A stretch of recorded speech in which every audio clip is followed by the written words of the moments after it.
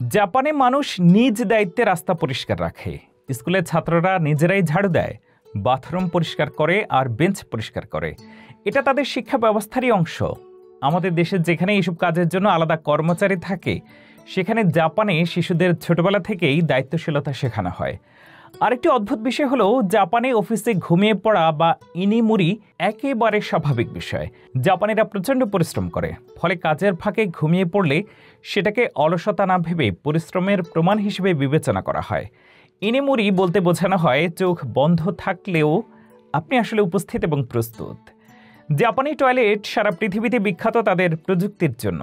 এখানে এমন টয়লেট আছে যেখানে গরম সিট, পানি স্প্রে, অটো ফ্লাশ, এমনকি মিউজিক প্লে করার সুবিধা থাকে। কিছু টয়লেটে সাউন্ড বোতাম নামের একটি বাটন থাকে, যেটি চাপলে পানির শব্দ হয় যাতে পাশের মানুষ টয়লেটের প্রকৃত শব্দ শুনতে না পান। বিষয়টি যতটাই মজার ততটাই উদ্ভাবনী। জাপানের ভেন্ডিং মেশিন আরেকটি বিস্ময়। আপনি রাস্তায় হাঁটছেন আর হঠাৎ পেয়ে গেলেন একটি মেশিন যেখানে পানীয়, স্ন্যাক্স, ছাতা, এমনকি মোজা বা খেলনা পর্যন্ত পাওয়া যাচ্ছে। জাপানে প্রতি 12 জনে গড়ে একটি করে ভেন্ডিং মেশিন রয়েছে। নুডলস খাওয়ার সময় শব্দ করা জাপানে সৌজন্যের চিহ্ন। রামেন বা সোবা খাওয়ার সময় স্লার্পিং শব্দ করে খাওয়া মানে আপনি খাবারটি উপভোগ করছেন।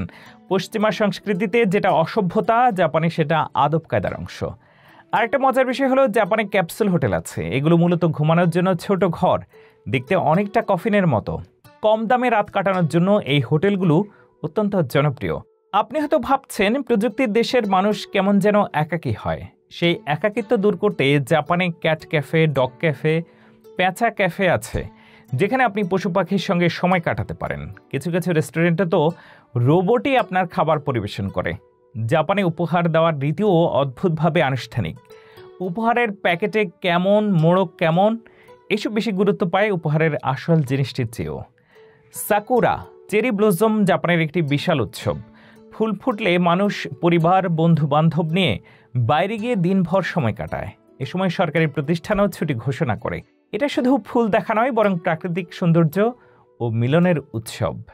জাপানের শিশুরা খুব ছোট বয়সে একা ট্রেন বা বাসে চড়ে স্কুলে যায়। পশ্চিমা বিশ্বের জন্য এটি রীতিমতো ভয়ের ব্যাপার হলেও জাপানে এটা একেবারে স্বাভাবিক এবং নিরাপদ। আর হ্যাঁ, জাপানে সবুজ ট্রাফিক বাতিকে নীল বলা হয়, কারণ ঐতিহ্যগতভাবে জাপানি ভাষায় সবুজ রঙের শব্দ আগে ছিল না, তাই এখনও অনেকেই সবুজকে আইও বা নীল বলেন। সবচেয়ে মজার আর অদ্ভুত বিষয় হলো, জাপানের কিছু হোটেলে রোবট রিসেপশনিস্ট কাজ করে, কেউ কেউ আবার হুমানয়েড রোবট।